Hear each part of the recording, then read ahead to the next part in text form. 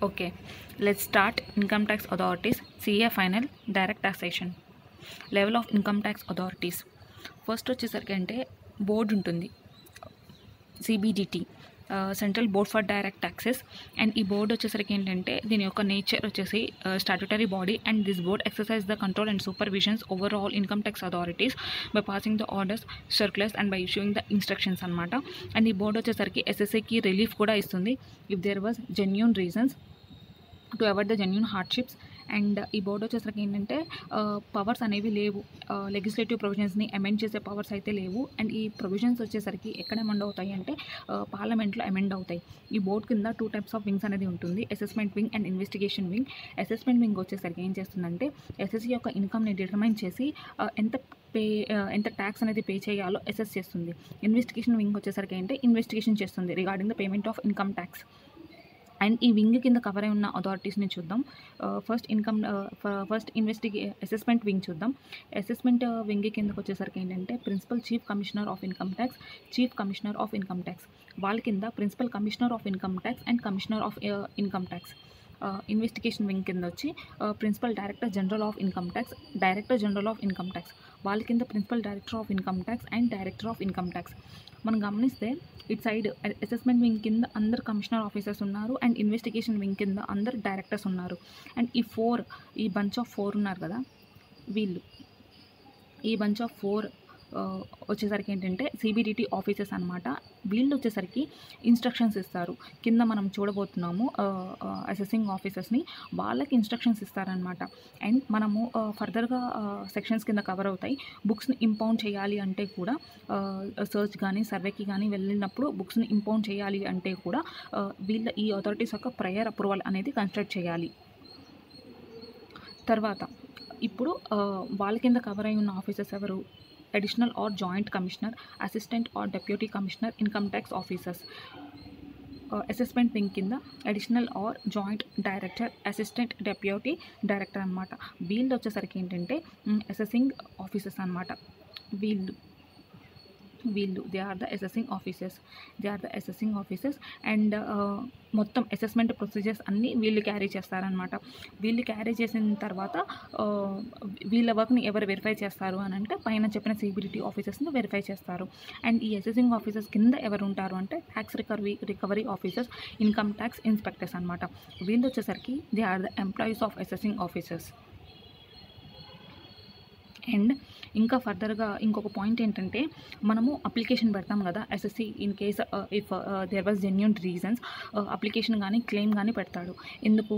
ఏదైనా ఎగ్జామ్షన్ కావాలన్నా, రిఫండ్ కావాలన్నా, లేదా ఏదైనా డిడక్షన్స్ కావాలన్నా, ఎనీ అదర్ రిలీఫ్ కావాలనుకుంటే కూడా అప్లికేషన్ పెడతారు కదా. అప్పుడు ఎవరికి అప్లికేషన్ పెట్టాలి అని అంటే, ఫర్ సపోజ్ ఆ అమౌంట్ అనేది అంటే అమౌంట్ ఇన్వాల్వ్డ్ ఏదైతే ఉందో అది అబౌవ్ 3 crores ఉంటే కనుక సిబిడిటీకి అప్లికేషన్ అనేది పెట్టాలి. తర్వాత if the amount is above 2 crores and up to 3 crores ఉంటే కనుక principal chief commissioner of income ట్యాక్స్కి అప్లికేషన్ అనేది పెట్టాలి. And above 50 lakhs to 2 crores ఉంటే కనుక chief commissioner of income tax, and above 50 lakhs ఉంటే కనుక principal commissioner of income tax or commissioner of income ట్యాక్స్కి అప్లికేషన్ ఆర్ క్లెయిమ్ అనేది పెట్టాలి. ఇప్పుడు దీని రిలేటెడ్గా క్వశ్చన్ అనేది చూద్దాం. ఇక్కడ రాజేష్ అనే పర్సన్ ఇన్కమ్ ట్యాక్స్ అనేది ఏంటంటే మనకి డ్యూ డేట్ వచ్చేసరికి ఎప్పుడు 31st జూలైకి. అయితే డ్యూ టు నెట్వర్క్ ప్రాబ్లమ్స్ వల్ల తను ట్యాక్స్ అనేది ఐటీఆర్ అనేది ఫైల్ చేయలేకపోయాడు. ఎప్పుడు ఫైల్ చేశాడు? 1st ఆగస్ట్కి, అంటే నెక్స్ట్ ఇమీడియట్ డేకి ఫైల్ చేశాడు. ఇక్కడ బిజినెస్ లాస్ అమౌంట్ అనేది ఎంత ఇన్వాల్వ్ అయింది? 3.1 crores అనేది ఇన్వాల్వ్ అయింది. అయితే వీడు సిబిడిటీకి రిక్వెస్ట్ పెట్టాడు, ఈ డిలేని కండమ్ చేయండి అని చెప్పేసి. సిబిడిటీకి పవర్ ఉందా అని చెప్పేసి ఫస్ట్ క్వశ్చన్ అడుగుతున్నాడు. ఈ డిలేని, ఈ క్యారీ ఫార్వర్డ్ ఆఫ్ లాస్ని కండమ్ చేసే పవర్ అనేది ఉందా అని చెప్పేసి అడుగుతున్నాడు.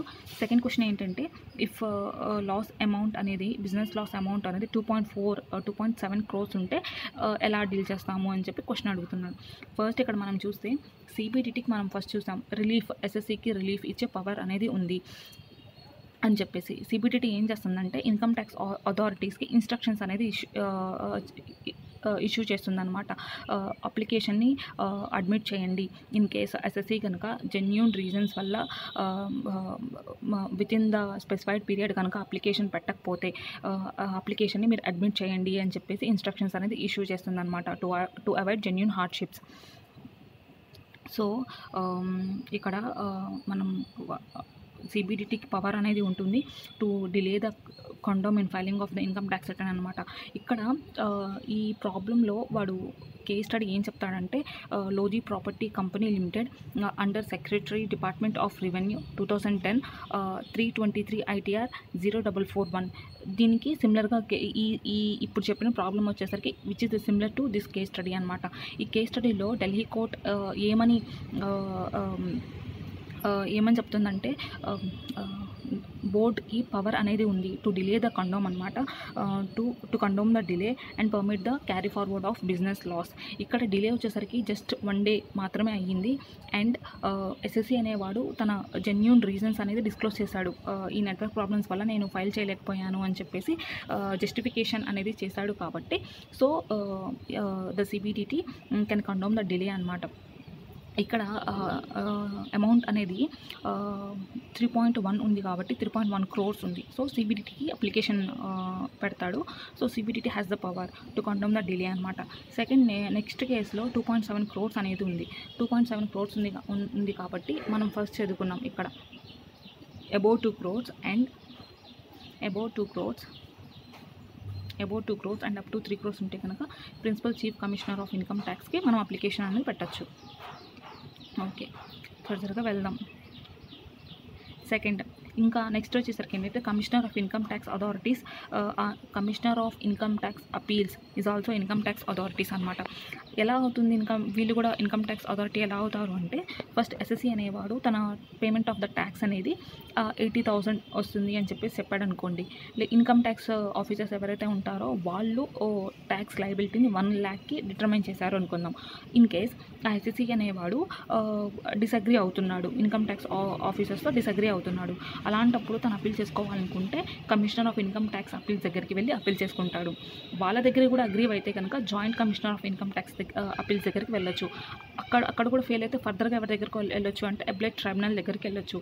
ఫర్దర్గా ఎవరి దగ్గరికి వెళ్ళొచ్చు అంటే హైకోర్టు. మళ్ళీ అక్కడ నుంచి ఎవరి దగ్గరికి వెళ్ళొచ్చు అంటే సుప్రీంకోర్టు దగ్గరికి వెళ్ళి అప్పీల్ చేసుకోవచ్చు. నెక్స్ట్ టాపిక్ వచ్చేసరికి ఏంటంటే power of income tax authorities. ఇన్కమ్ ట్యాక్స్ అథారిటీస్కి 2 types ఆఫ్ పవర్స్ అనేవి ఉంటాయి, general powers and special powers అనమాట. ఫస్ట్ జనరల్ పవర్స్ అనేవి సెక్షన్ 131 కింద కవర్ అయి ఉన్నాయి. అండ్ సివిల్ కోర్ట్కి ఏవైతే పవర్స్ ఉంటాయో ఇన్కమ్ ట్యాక్స్ అథారిటీస్ కూడా సేమ్ పవర్స్ అనేవి ఉంటాయి. దీన్ని మనం రిమెంబర్ చేయడానికి ABCD అనే షార్ట్కట్ నేర్చుకుందాం.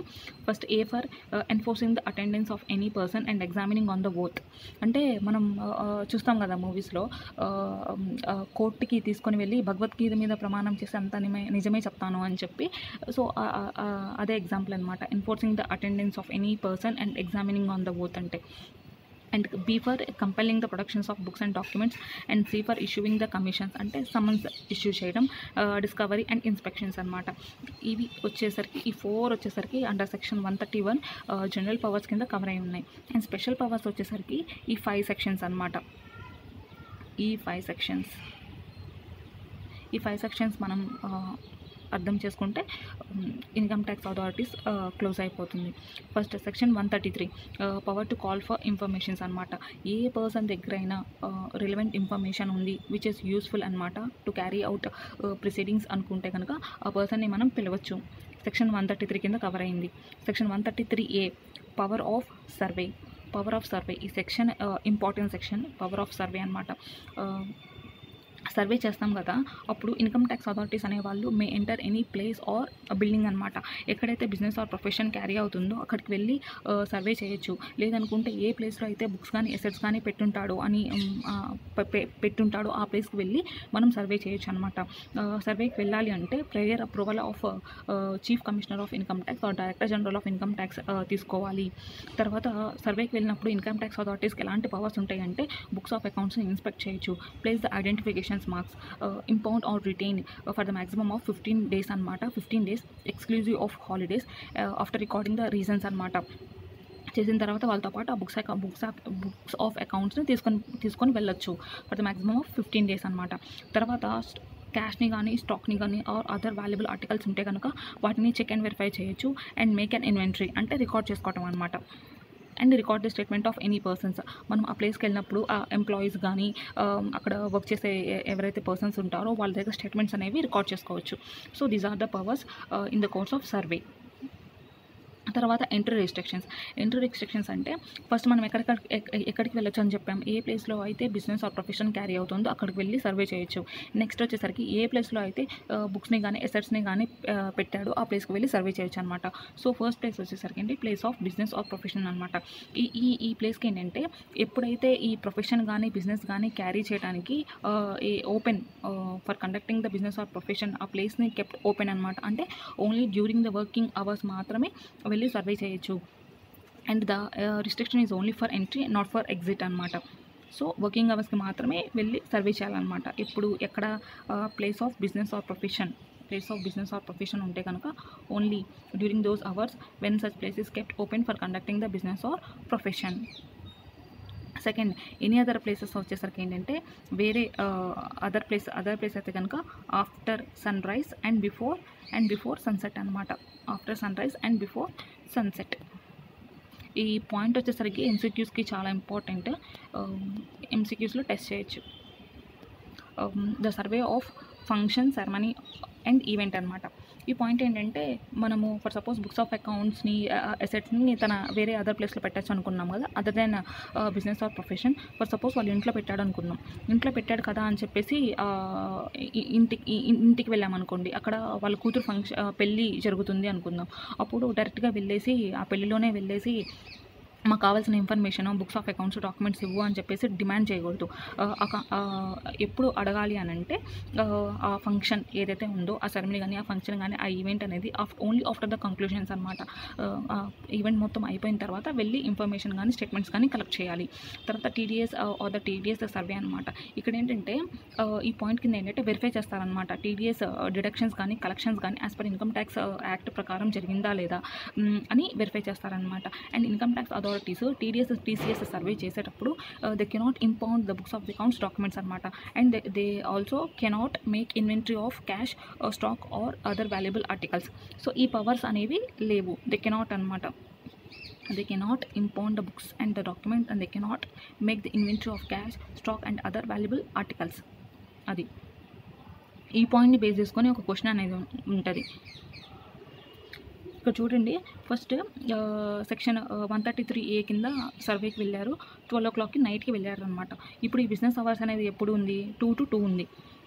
ఇక్కడ ఎస్ఎస్సీ అనేవాడు ఏం క్లెయిమ్ చేస్తున్నాడంటే లేట్ నైట్ వచ్చి మీరు చేయకూడదు అని క్లెయిమ్ చేస్తున్నాడు అనమాట. మీరు ఎంటర్ అవ్వకూడదు, లేట్ నైట్ రాకూడదు అని చెప్పేసి ఎస్ఎస్సీ యొక్క క్లెయిమ్ అనమాట. ఇక్కడ అసెసింగ్ ఆఫీసర్స్ అనేవాడు he want to take away the books of the accounts along with him అనమాట. సో పవర్స్ ఉన్నాయా లేదా, క్లెయిమ్ ఆఫ్ ఓనర్ అనేది అండ్ ఈ proposed action of assessing officer అనేది వ్యాలిడా కాదా అనేది క్వశ్చన్ అనమాట. సెక్షన్ 133A ప్రకారము మనం ప్లేస్ ఆఫ్ బిజినెస్ ఆర్ ప్రొఫెషన్కి ఓన్లీ డ్యూరింగ్ వర్కింగ్ అవర్స్ మాత్రమే వెళ్ళాలి. ఇప్పుడు వర్కింగ్ అవర్స్ అనేది ఎప్పుడు ఉంది? 2 to 2 ఉంది. వీడు మధ్యరాత్రి 12ంటికి వెళ్ళాడు. సో డ్యూరింగ్ వర్కింగ్ అవర్సే కాబట్టి వ్యాలిడ్. అండ్ అసెసింగ్ ఆఫీసర్స్ అనేవాడు he wants to take away the books of the accounts along with him అనమాట. సో పవర్ ఆఫ్ సర్వేలో మనం ఆల్రెడీ చూసాము. He can take he can retain and impound along with him books of the accounts అనమాట for the maximum 15 days after recording the reasons excluding the holidays అని చెప్పి provision చదివాం మనం. తర్వాత ఇక్కడ ఎస్ఎస్సీ అనేవాడు ఏం క్లెయిమ్ చేస్తున్నాడు? లేట్ నైట్ వచ్చాడు అని చెప్పేసి క్లెయిమ్ చేస్తున్నాడు. సో అది వ్యాలిడ్ అంటే ఇన్వాలిడ్ అనమాట. అసెసింగ్ ఆఫీసర్స్ వచ్చేసరికి డ్యూరింగ్ వర్కింగ్ అవర్స్ మాత్రమే వచ్చాడు. 2 to 2 ఉంది కాబట్టి వ్యాలిడ్ అనమాట. సో ఎస్ఎస్సీ ఈ ఓనర్ యొక్క క్లెయిమ్ వచ్చేసరికి ఇన్వాలిడ్. అసెసింగ్ ఆఫీసర్ యొక్క యాక్షన్ వచ్చేసరికి వ్యాలిడ్. తర్వాత ఇక్కడ assessing officer with prior approval of chief commissioner of income tax వెళ్తున్నాడు. సెక్షన్ 133A కింద సర్వేకి వెళ్తున్నాడు అనమాట. ఎప్పుడు వెళ్ళాడు? 1 AM వెళ్ళాడు. అండ్ ఈ బిజినెస్ వచ్చేసరికి ఏంటంటే ఎప్పుడు ఓపెన్గా ఉంది అంటే 2 to 2 అంటే బిజినెస్ అవర్స్ అనమాట. తర్వాత సెకండ్ కేసులో ఏంటంటే బ్రైట్ లిమిటెడ్ సైబర్ కేఫ్ అనమాట. ఫస్ట్ వచ్చేసరికి అంటే good day cyber cafe. And second thing వచ్చేసరికి ఏంటంటే bright light cyber cafe. And ఈ కేసులో వచ్చేసరికి అంటే 11 o'clockకి వెళ్ళాడు. 133B కింద వెళ్తున్నాడు.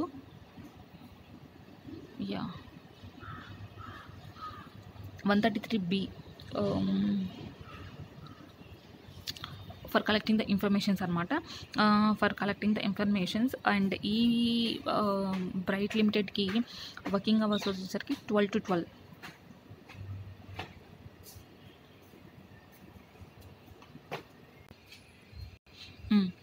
ఫస్ట్ కేసు వచ్చేసరికి ఏంటంటే, మళ్ళీ ఈ కేసుని మళ్ళీ ఇంకొకసారి చూద్దాం. ఫస్ట్ కేసు ఏంటంటే గుడ్ డే లిమిటెడ్ అనమాట. ఈ గుడ్ డే లిమిటెడ్ ఎప్పుడు బిజినెస్ అవర్స్ అంటే 2 to 2 అనమాట. అండ్ అసెసింగ్ ఆఫీసర్ వచ్చేసరికి 1కి వెళ్ళాడు. అండర్ సెక్షన్ 133A కింద వెళ్ళాడు. సో వ్యాలిడా అంటే వ్యాలిడే, ఎందుకు డ్యూరింగ్ బిజినెస్ అవర్స్ వెళ్ళాడు కాబట్టి, అండ్ వ్యాలిడ్ అనమాట. And he can impound the books of the accounts అనమాట for the maximum of 15 days after recording the reasons exclusive of holidays. Second కేసులో బ్రైట్ లిమిటెడ్, ఇక్కడ చూడండి Bright Limited, this is Bright Limited and this is good day limited. Second కేసులో ఈ bright limited కింద ఏంటి, section 133B కింద వెళ్తున్నాడు and 11కి వెళ్తున్నాడు అనమాట. అండ్ బిజినెస్ అవర్స్ వచ్చేసరికి 12 to 12 ఉంది. అండ్ ఇక్కడ కూడా he want to take impound and retain the books of the accounts with him. ఇక్కడ ఓనర్ అనేవాడు ఏం క్లెయిమ్ చేస్తున్నాడు, after sunset and he cannot enter the cafe after the sunset అని చెప్పేసి క్లెయిమ్ చేస్తున్నాడు. అండ్ దాంతో పాటు బుక్స్ ఆఫ్ ద అకౌంట్స్ అనేది తీసుకెళ్ళకూడదు అని చెప్పేసి క్లెయిమ్ చేస్తున్నాడు అనమాట.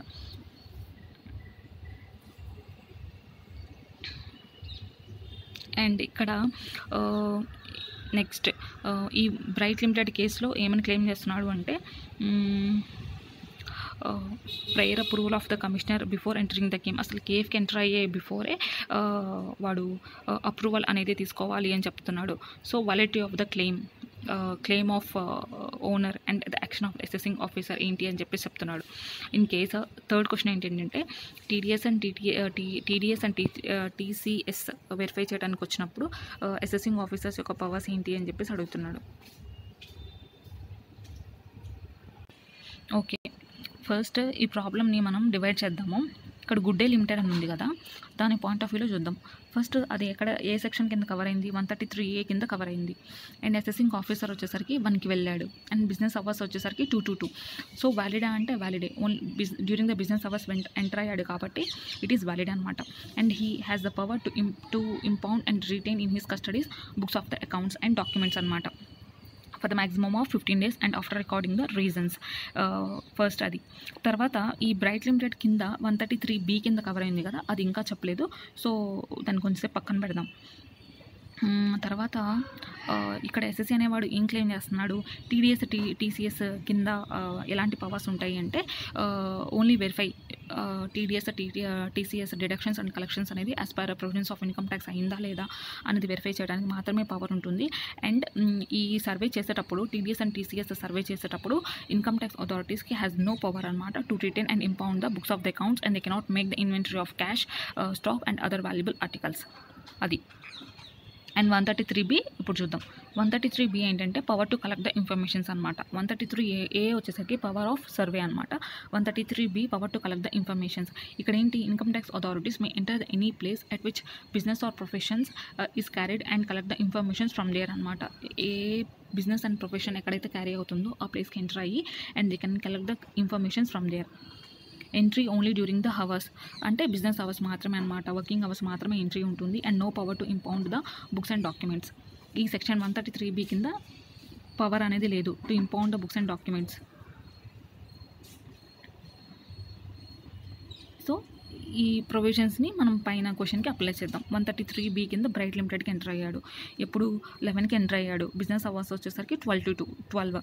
సో వ్యాలిడా అంటే వ్యాలిడ్ అనమాట. He can collect the informations but he cannot impound and retain the books of the accounts under section 133B. అది. అండ్ తర్వాత ఇక్కడ వీడు ఏం చెప్తున్నాడంటే, ప్రేయర్ అప్రూవల్ ఆఫ్ కమిషనర్ అనేది కావాలి అని చెప్తున్నాడు. ఈ 133B కింద బ్రైట్ లిమిటెడ్కి వెళ్ళినప్పుడు prayer approval of commissioner before entering the cafe అనేది కావాలి అంటున్నాడు. సో 133B కింద ప్రేయర్ అప్రూవల్ ఆఫ్ కమిషనర్ అయితే అవసరం లేదు. అది. ఇక్కడ చూడండి ఈ క్వశ్చన్లో అసెసింగ్ ఆఫీసర్ వచ్చేసరికి సెక్షన్ 133B కింద ఇన్ఫర్మేషన్ కలెక్ట్ చేయడానికి 8కి వెళ్ళాడు. బిజినెస్ అవర్స్ వచ్చేసరికి 9 to 9. వ్యాలిడా అంటే వ్యాలిడ్ అనమాట, డ్యూరింగ్ బిజినెస్ అవర్స్ ఎంటర్ అయ్యాడు కాబట్టి. And he cannot impound the books of the accounts along with him. అది. ఇక్కడ వీడు ఏం క్లెయిమ్ చేస్తున్నాడు, ఈ ఎస్ఎస్సి అనేవాడు ఆఫ్టర్ ద సన్సెట్ ఎంటర్ అయ్యాడు అని చెప్తున్నాడు. ఆఫ్టర్ ద సన్సెట్ అయినా during the business hours enter అయ్యాడు కాబట్టి it is totally valid and he cannot impound the books of the accounts with him అనమాట. Under section 133B. Section 132 power of search and seizure. ఇది కూడా important section. ఇక్కడ the authority who can authorise the search and issue the search warrant అంటే ఏ అథారిటీకి power ఉంది, search warrant issue చేసే power ఎవరికి ఉంది అంటే commissioner of income tax or director of income tax and such higher authorities అనమాట. Additional or joint commissioner or directors అనమాట. అంటే అడిషనల్ డైరెక్టర్ అవ్వచ్చు లేదా జాయింట్ డైరెక్టర్ అవ్వచ్చు. If empowered by the CBDT. ఈ సిబిడిటీ ఎంపవర్ చేసినప్పుడు మాత్రమే వీళ్ళకి సర్చ్ వారెంట్ ఇష్యూ చేసే పవర్ అనేది ఉంటుంది. ఆథరైజ్డ్ ఆఫీసర్ ఎవరికి ఆథరైజ్ చేస్తారు, అసెసింగ్ ఆఫీసర్ ఎవరైతే ఉంటారో వాళ్ళకి చెప్తారనమాట, వెళ్ళి సర్చ్ చెయ్యి అని చెప్పేసి. తర్వాత where the search can be authorised. ఎప్పుడు మనం సర్చ్కి ఎప్పుడు వెళ్తాము అంటే for suppose income tax authorities అనేవాళ్ళు నోటీస్ ఇష్యూ చేస్తారు సెక్షన్ 142 సబ్సెక్షన్ 1 కింద, లేదంటే సమన్ అంటే సెక్షన్ 131 కింద ఇచ్చారు. ఈ 142 సబ్సెక్షన్ 1 కింద ఎప్పుడు నోటీస్ ఇస్తారు అంటే ఫర్ సపోజ్ ఎస్ఎస్సి అనేవాడు ఐటీఆర్ అనేది ఫైల్ చేశాడు, ఇన్కమ్ ట్యాక్స్ అథారిటీస్కి ఫర్దర్ ఎక్స్ప్లెనేషన్స్ అనేది కావాలనుకోండి, అప్పుడు ఈ నోటీస్ ఇస్తారు. ఫర్దర్గా ఎక్స్ప్లెనేషన్స్ కావాలి అనుకున్నప్పుడు బుక్స్ ఆఫ్ అకౌంట్స్ ఫర్దర్గా అటాచ్ చెయ్యి, లేదంటే అడిషనల్గా ఏదైనా డాక్యుమెంట్స్ అటాచ్ చెయ్యి అని చెప్పేసి నోటీస్ ఇస్తారనమాట. అప్పుడు ఈ ఎస్ఎస్సి అనేవాడు ఫెయిల్ అవుతాడు. ఈ బుక్స్ ఆఫ్ అకౌంట్స్ని కానీ డాక్యుమెంట్స్ని కానీ అటాచ్ చేయడం లేదా హీ విల్ నాట్ ప్రొడ్యూస్ అనమాట. అలాంటి సిచ్యువేషన్స్లో సర్చ్ వారెంట్కి వెళ్తారనమాట. లేదు ఎస్ఎస్సి ఇన్కమ్ ట్యాక్స్ అథారిటీకి ఏంటంటే ఇన్ఫర్మేషన్ ఉంది, SSC is in the possession of money, bullion, jewellery or other valuable assets అనమాట and he has not disclosed అనమాట వైల్ ఫైలింగ్ ద ఐటీఆర్ అనుకున్నప్పుడు wholly or partly disclose చేయకపోయినా కానీ they have the power అనమాట for issuing the search warrant. ఇప్పుడు దీని రిలేటెడ్గా question చూద్దాం. ఇక్కడ ఏంటి, అన్అకౌంటెడ్ క్యాష్ ఉంది. Director general of income tax అనేవాడు after getting the information that మొజాంబో is in the possession of unaccounted cash of 50 lakhs అనమాట ఉంది అనుకున్నప్పుడు 131A. ఇక్కడ ఎస్ఎస్సి వచ్చేసరికి ఏంటంటే అన్అకౌంటెడ్ క్యాష్ ఉంది తన దగ్గర. So director general of income tax అనేవాడు సెక్షన్ 131 కింద పవర్స్ని ఆర్డర్స్ అనేవి ఇష్యూ చేశాడు అనుకుందాం. అప్పుడు ఈ సీజర్ ఆఫ్ క్యాష్ కోసం ఆర్డర్ అనేది పాస్ చేశాడు అనుకున్నాం. అసలు సెక్షన్ 131 ప్రకారము జనరల్ పవర్స్ మనం కింద చదువుకున్నాం కదా, A B C D enforcing the attendance of person and productions of books of the accounts and documents, issuing the summons and D for వచ్చేసరికి డిస్కవరీ అండ్ ఇన్స్పెక్షన్స్ అనమాట. ఇక్కడ సీజర్ ఆఫ్ క్యాష్కి పవర్ ఉందా సెక్షన్ 131 కింద అంటే నో పవర్ అనమాట. సో ఇది వ్యాలిడ్ కాదు. ఫస్ట్ క్వశ్చన్ వచ్చేసరికి అదే, is the order of seizure of cash issued by the director general of income tax కరెక్టా అంటే ఇట్ ఈస్ నాట్ వ్యాలిడ్ అనమాట.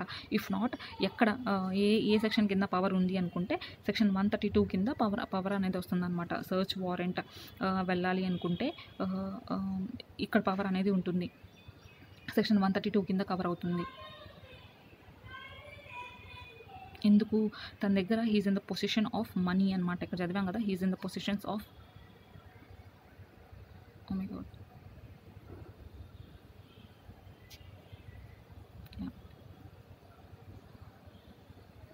he's in the positions of the money అనమాట. Unaccounted cash ఉంది కాబట్టి వాడి దగ్గర. సో ఇప్పుడు 132 కింద కవర్ అవుతుంది అనమాట. 132 కింద కవర్ అవుతుంది అని చెప్తాడు. 131 కింద అయితే కవర్ అవ్వదు.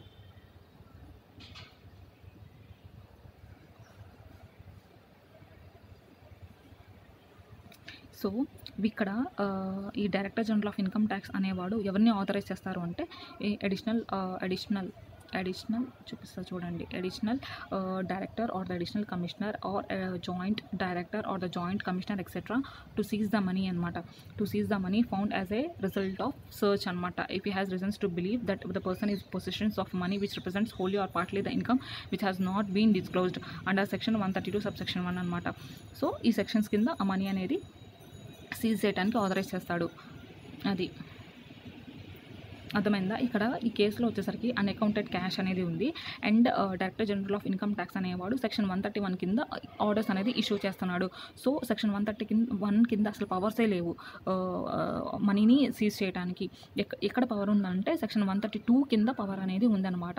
అప్పుడు ఈ director general of income tax అనేవాడు ఎవరిని ఆథరైజ్ చేస్తాడు అంటే additional or the joint commissioner కానీ డైరెక్టర్ కానీ ఆథరైజ్ చేస్తాడు to seize the unaccounted cash which has been found during the search anamata, which represents wholly or partly the amount which has not been disclosed under section 132 కాబట్టి దాన్ని seize చేయండి అని చెప్పేసి authorise చేస్తాడు. Second వచ్చేసరికి ఏంటంటే ఇక్కడ వారెంట్, ఈ సర్చ్ వారెంట్ అనేది ఎవరు సైన్ చేస్తున్నారంటే joint commissioner of income tax అనేది సర్చ్ అనేది సైన్ చేస్తున్నాడు అనమాట. ఎస్ఎస్సీ అనేవాడు ఏం ఛాలెంజ్ చేస్తున్నాడంటే అసలు సెక్షన్ ఈ సెక్షన్ 132 కింద జాయింట్ కమిషనర్ ఆఫ్ ఇన్కమ్ ట్యాక్స్కి అసలు పవరే లేదు ఈ సర్చ్ వారెంట్ని ఇష్యూ చేయడానికి లేదా సైన్ చేయడానికి అని చెప్పేసి ఛాలెంజ్ చేస్తున్నాడు. అప్పుడు మనం ఏం చెప్పాలంటే మనం చూసాం కదా first CIT or director of income tax and such higher అథారిటీస్కి పవర్ అనేది ఉంది. And additional or joint commissioner or directors కానీ పవర్ అనేది ఎప్పుడు వస్తుందంటే ఎప్పుడైతే సిబిడిటీ వాళ్ళని ఎంపవర్ చేస్తుందో అప్పుడు మాత్రమే వాళ్ళకి పవర్ అనేది ఉంది అని చెప్పి ప్రొవిజన్ చదివాం కదా. సేమ్ అదే ప్రొవిజన్ని మనం ఇక్కడ అప్లై చేయాలన్నమాట. సో ఒకవేళ ఈ జాయింట్ కమిషనర్ ఆఫ్ ఇన్కమ్ ట్యాక్స్ని సిబిడిటీ కనుక ఎంపవర్ చేస్తే it is totally valid. He has the power to sign the search warrant అనమాట. ఒకవేళ సిబిడిటీ ఎంపవర్ చేయకపోతే కనుక అప్పుడు ఎస్ఎస్సీ చేసిన ఛాలెంజ్ ఏదైతే ఉందో అది వ్యాలిడ్ అవుతుంది. Power of authorised officers in course of search అనమాట. సర్చ్కి వెళ్ళినప్పుడు ఈ అసెసింగ్ ఆఫీసర్స్కి ఎలాంటి పవర్స్ ఉంటాయి అంటే ఏ బిల్డింగ్ అయినా place vehicle or aircraft అనమాట. They can enter and the search. ఎక్కడైతే మనీ కానీ బుక్స్ ఆఫ్ అకౌంట్స్ కానీ పెట్టుండొచ్చు అని వాళ్ళకి సస్పెక్ట్ చేస్తున్నారో ఆ ప్లేస్కి కానీ బిల్డింగ్ని కానీ వెజల్ ఎయిర్ క్రాఫ్ట్ ఎంటర్ అయ్యి సర్చ్ చేయొచ్చు అనమాట. And they can even break the lock of door box or locker అనమాట if the keys are not available. And ఏ పర్సన్ దగ్గరికి వెళ్ళైనా సర్చ్ చేయొచ్చు. And require to produce the password if the books of the accounts అనేది electronical ఫామ్లో maintain చేస్తే కనుక పాస్వర్డ్ని తీసుకోవచ్చు అనమాట. And they can seize the books of accounts, documents, money, bullion, jewellery or which has been found under the search అనమాట. కానీ స్టాక్ని మాత్రం వాళ్ళు సీజ్ చేయలేరు. అదర్ దెన్ స్టాక్ ఏదైనా బుక్స్ ఆఫ్ అకౌంట్స్ అయినా, మనీ అయినా, జ్యువెలరీ అయినా, బులియన్ అయినా which has been found under search they can seize అనమాట. తర్వాత స్పెషల్ సీజర్ అనే పాయింట్ ఏంటంటే డీమ్డ్ ఆర్ కన్స్ట్రక్టివ్ సీజర్ అనమాట. ఇదేంటంటే ఇక్కడ అసెసింగ్ ఆఫీసర్స్ అనేవాళ్ళు they are not able to take the physical possession of ఏదైతే గూడ్స్ ఉంటాయో లేకపోతే బుక్స్ ఆఫ్ ద అకౌంట్స్ ఉంటాయో వాటిని సీజ్ చేయలేకపోతున్నారు. ఫిజికల్గా పొజిషన్ అనేది తీసుకోలేకపోతున్నారు because of volume, weight or nature అనమాట. దీనికి ఎగ్జాంపుల్ ఎలా చెప్పొచ్చు అంటే ఫర్ సపోజ్ వాళ్ళ దగ్గర పెద్ద మిషనరీ ఉందనుకుందాం, దాన్ని ఫిజికల్గా ప్రొసెస్ చేయలేరు బికాస్ ఆఫ్ దేర్ వాల్యూమ్ అనమాట, లేదా వెయిట్ అనుకోవచ్చు. లేదు అనుకుంటే నేచర్ పరంగా ఎలా చెప్పొచ్చు అంటే ఫర్ సపోజ్ ఏదైనా బాంబ్స్ని కానీ గన్స్ కానీ విచ్ ఆర్ లైఫ్ థ్రెటనింగ్ అనమాట because of their nature they are not able to take the physical possessions అనమాట. అలాంటప్పుడు డీమ్డ్ ఆర్ కన్స్ట్రక్టివ్ సీజర్ అనేది ఆర్డర్ పాస్ చేస్తారనమాట.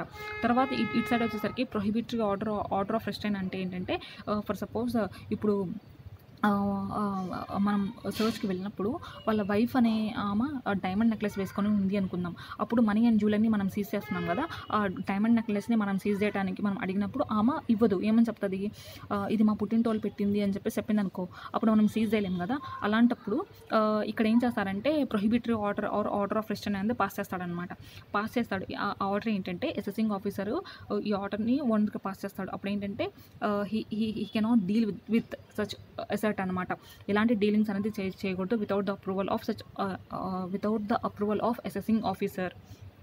అది తర్వాత assistance to the authorised officers అంటే ఏంటంటే ఫర్ సపోజ్ మనం ఏదైనా ప్లేస్కి సర్చ్కి వెళ్ళినప్పుడు తనకి ఇన్ కేస్ ఇఫ్ నీడెడ్ అనుకుంటే సర్వీసెస్ ఆఫ్ పోలీస్ ఆఫీసర్ కానీ central government or any other officers which has been approved by the chief commissioner of income tax అనమాట. వాళ్ళ అసిస్టెన్స్ని మనం తీసుకోవచ్చు సర్చ్కి వెళ్ళినప్పుడు.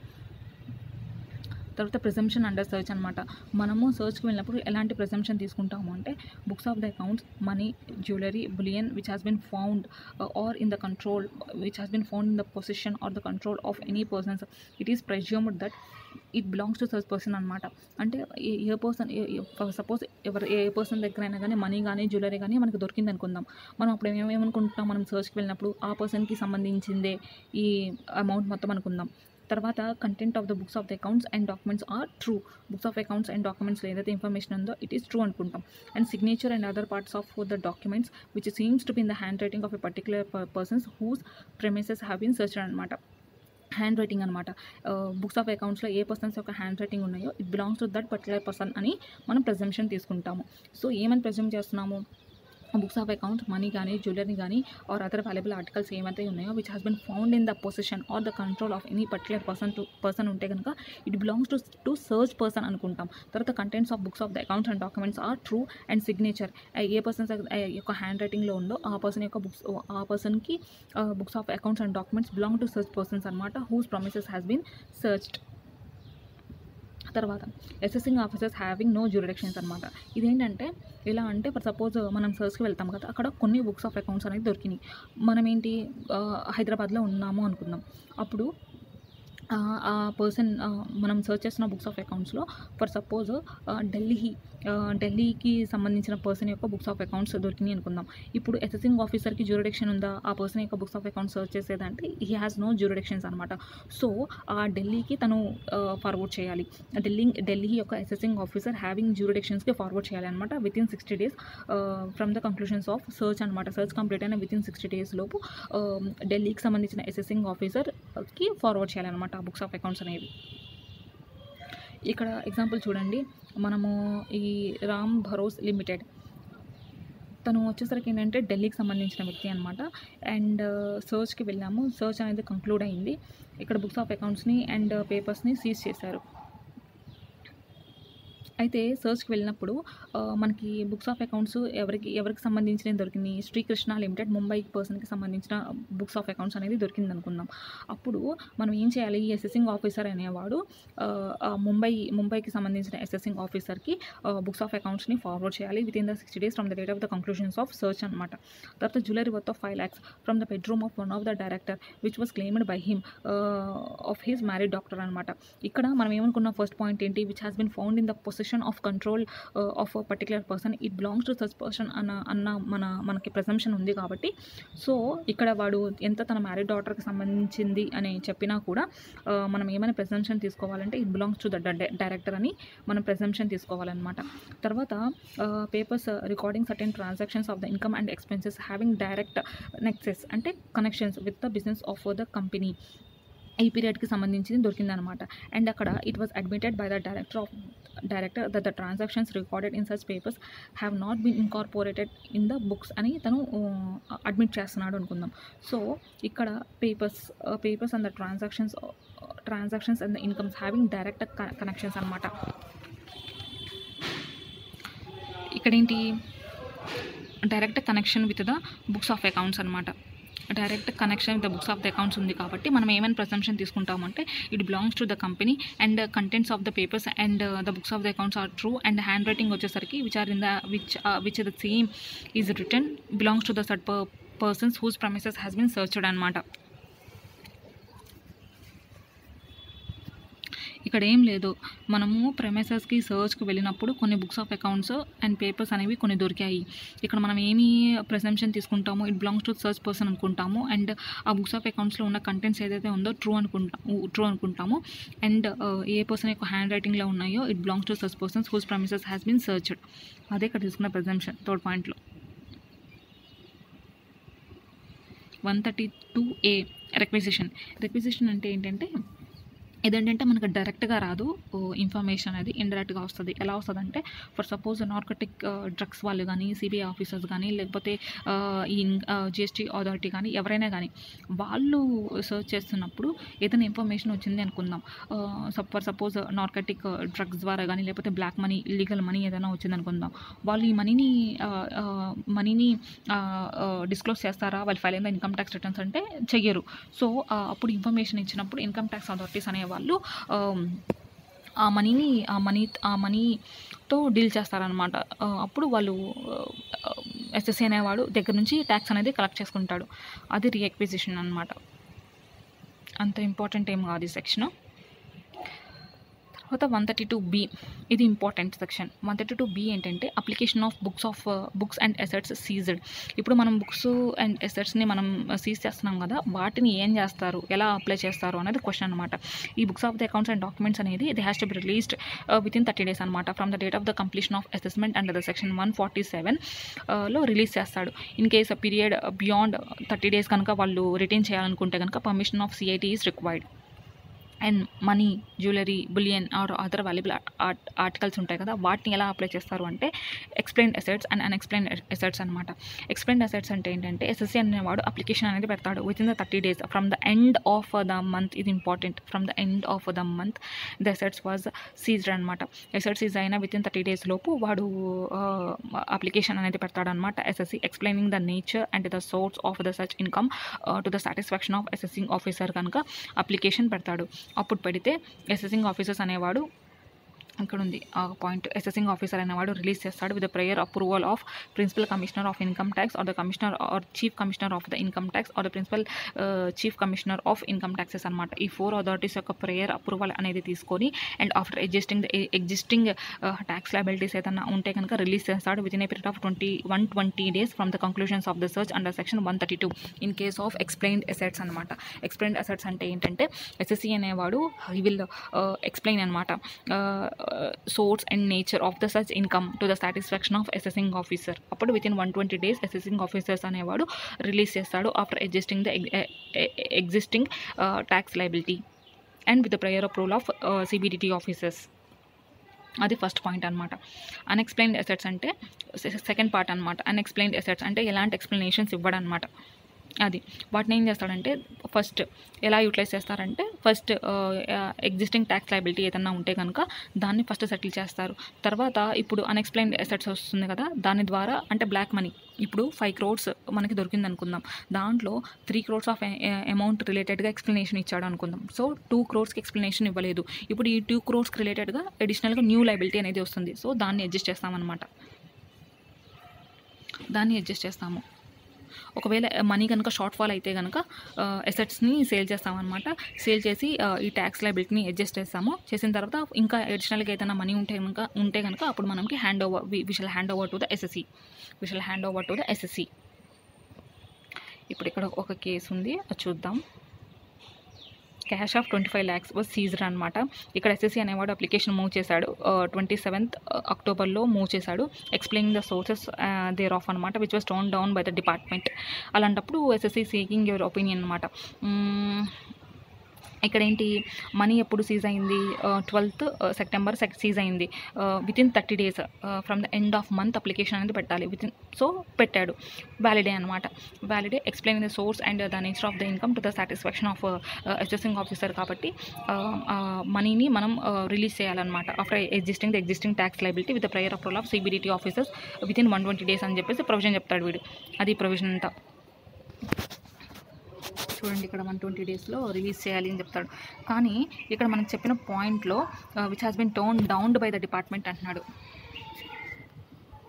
Tone downed by the department అంటే ఏంటి, ఈ డిపార్ట్మెంట్ అనేవాళ్ళు సాటిస్ఫై అవ్వలేదు అని చెప్పేసి సో సాటిస్ఫై అవ్వలేదు కాబట్టి ఇక్కడ చూడండి, it may be noted that one of the conditions mentioned above for the release of an asset is that the nature and the source of the acquisitions of the asset should be explained to the satisfaction of the assessing officer.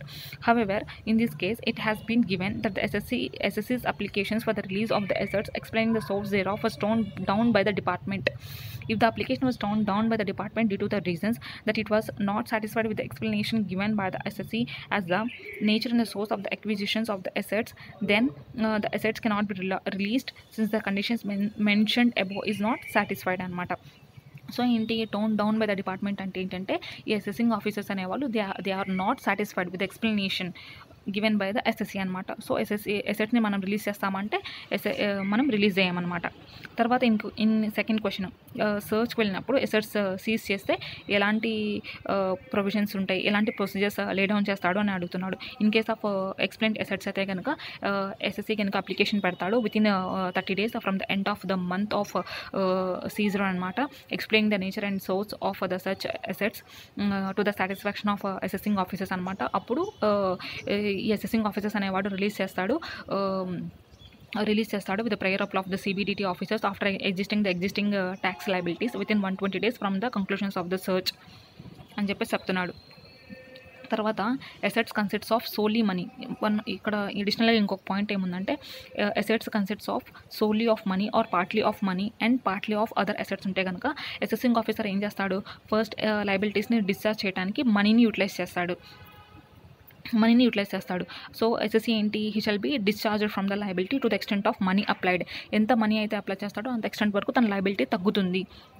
Other then money ఉంది, assets వేరే assets ఉంటే కనుక he shall అప్పుడు అసెట్స్ని apply చేస్తాడు. ఎప్పుడు మనకున్న ఆ లయబిలిటీని కంప్లీట్గా రికవర్ చేయలేకపోతున్నాము, లేదా మనీ అనేది సఫిషియెంట్గా లేదు, ఏదైతే మనీని సీజ్ చేస్తాడో ఆ మనీ లయబిలిటీకి అగెయిన్స్ట్గా సఫిషియెంట్గా లేదు అనుకున్నప్పుడు ఉన్న అసెట్స్ని అప్లై చేస్తాడనమాట. అంటే అమ్ముతాడు, అమ్మేసి ఆ ఎగ్జిస్టింగ్ ట్యాక్స్ లయబిలిటీని అడ్జస్ట్ చేస్తాడు. ఇన్ కేస్ అసెట్స్ని అమ్మిన తర్వాత ఇంకా ఏదైనా మనీ ఉంది అనుకుంటే అప్పుడు ఎస్ఎస్సికి హ్యాండ్ ఓవర్ చేస్తాడు, అంతే. సో